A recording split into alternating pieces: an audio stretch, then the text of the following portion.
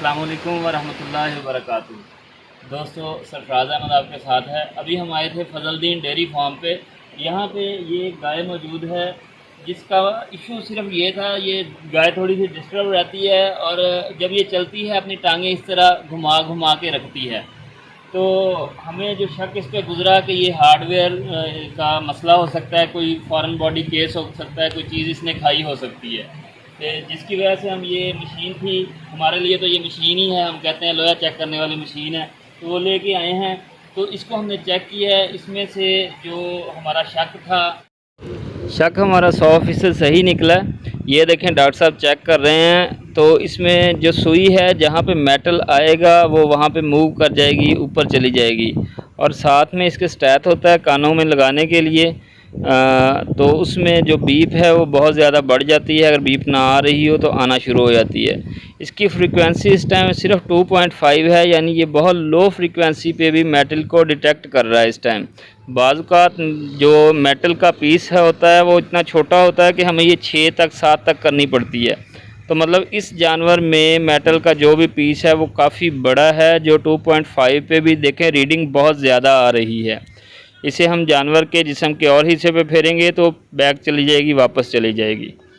इसके अंदर कोई ना कोई फॉरेन बॉडी है, कोई लोहे का पीस है, कोई नेल वगैरह है, जिसकी वजह से जो इसके चुभ रहा है, जिसकी वजह से ये मसला आ रहा है। अक्सर होता क्या है, जब हम कोई कंस्ट्रक्शन करते हैं तो वहाँ पे कोई कील, कोई रॉड, कोई लोहे का पीस गिर जाता है जो हमारे जानवर अक्सर खा लेते हैं। उसके अलावा जो लोग टुकड़ा यूज़ करते हैं, ये रोटी के टुकड़े अपने जानवरों को डालते हैं, वहाँ भी ये मसाइल ज़्यादा आते हैं, क्योंकि कुछ होटलों की रोटियाँ होती हैं, वहाँ जो पिंस वगैरह होती हैं वो चले जाते हैं। घरों में भी जो है उनका कोई ख़ास ख्याल नहीं रखा जाता। तो अपने जानवरों को ऑब्ज़र्व किया करें। एक छोटे से हम चीज़ें पूछते हैं डॉक्टर साहब से कि और क्या निशानियाँ हैं जो हार्डवेयर डिजीज़ में या हार्डवेयर सिंड्रोम कहते हैं, जो भी कहते हैं, हमें डॉक्टर साहब बताएंगे कि इसमें और कौन सी निशानियां हैं जो जानवर में नज़र आएंगी। जी डॉक्टर साहब। सर, सबसे पहले इसकी मेन निशानियां है कि जगलर वेन में आपको पल्स फील होती है। वैसे पल्स फील होगी आपको आर्टरी में, लेकिन इस डिजीज़ में आपको जगलर वेन में, ये जो गले के दोनों तरफ होती हैं, यहाँ पे पल्स फील स्टार्ट होना हो जाती है। वेन प्रॉपर, ये देखें, इसमें भी फील प्रॉपर नज़र आ रही है, मतलब जगलर वेन स्टार्ट हो जाएगी। उसके बाद इसको ये इसकी थर्ड आईलिड पे पर्टिकुलर हेमरेजेस बन जाएंगे छोटे छोटे। अगर को मतलब कि 40 डेज़ के पहले है तो पर्टिकुलर हेमरेजेस होंगे, लेकिन अगर 40 डेज़ या 45 डेज़ अबव हो गया है तो ये थर्ड आईलिड बिल्कुल वाइट हो जाएगा, जानवर अनीमिक कंडीशन में जाएगा, जानवर स्ट्रेसफुल में रहेगा। इसके अलावा इम्बैलेंस, प्रॉपर गेट नहीं रहेगी, जानवर जब चलेगा तो दोनों टांगे मतलब प्रॉपर नहीं आएंगी। जिस तरह कैट वॉक करते हैं इस तरह की वो जानवर का पोस्चर आ जाएगा।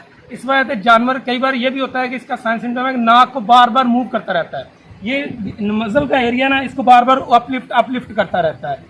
उसके अलावा इसका ये एक और साइन होता है, उसमें खांसी करता है हल्की हल्की। जानवर जब बैठता है तो इसके मतलब कि सीने के एरिया में पेन फील करता है। कई बार जानवर मुंह खोल के सांस लेना शुरू कर देता है और इसकी टंग प्रोट्रूजन, मतलब कि जुबान बाहर आ जाती है। ये भी इसकी मेन साइन सिम्टम है। ये देखें। और एक और चीज़ है, जब आप इसे वहाँ से दबाएंगे, कमर के ऊपर से डर से दबाइएगा ज़रा, तब भी ये काफ़ी पेन फील करता होता है जानवर। ये आप नॉर्मल खड़े जानवर को यहाँ से दबाएंगे तो जिसे हार्डवेयर का इशू है वो अपना ज़ुबान बाहर निकालेगा, दर्द काफ़ी महसूस करेगा।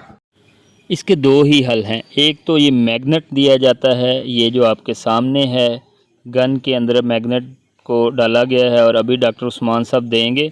या दूसरा सर्जरी होता है। अगर इससे भी जानवर रिकवर ना करे तो फिर सर्जरी करना पड़ती है। मैग्नेट का काम है कि अंदर जाएगा और जो भी मेटल है वो इसके साथ चिपक जाएगा और किसी एक साइड पे लग जाएगा या मूव करता रहेगा। इससे भी 90% जानवर की रिकवरी हो जाती है। अगर मेटल कहीं चुभ गया है, कहीं लग गया है, तो फिर जो है वो इसका सर्जरी ही हल होता है। जो लोग अपने जानवरों को टुकड़े इस्तेमाल करवाते हैं वो ख़ास ख्याल करें।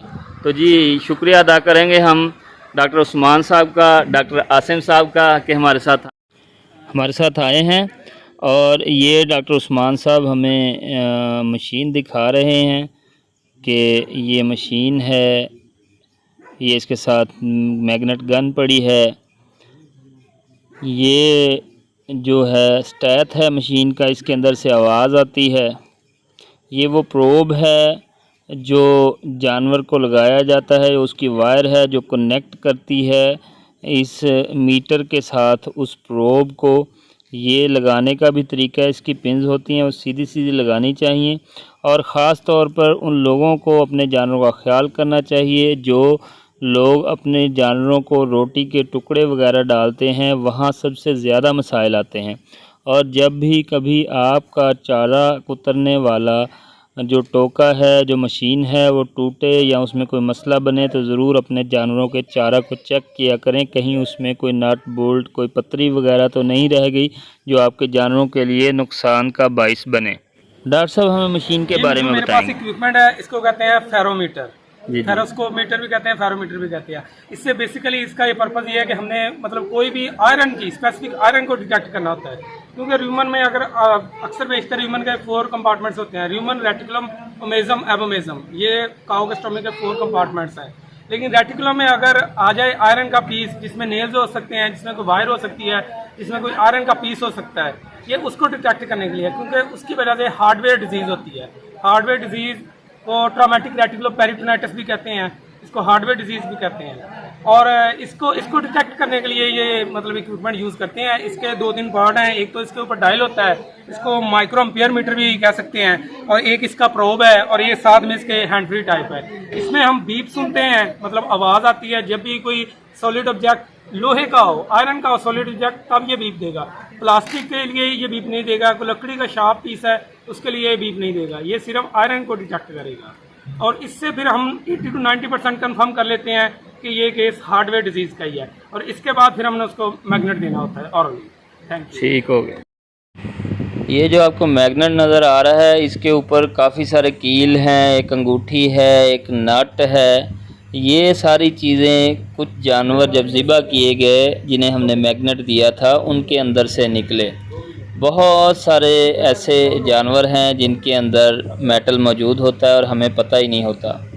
हमारे डॉक्टर साहब एक बात बताते हैं कि एक बछड़ा था जो छोटा सा था, तो उसको भी मेटल डिटेक्ट हुआ, लेकिन उसका ऑनर मानने के लिए तैयार नहीं था कि इसके अंदर मेटल है या कोई चीज़ है।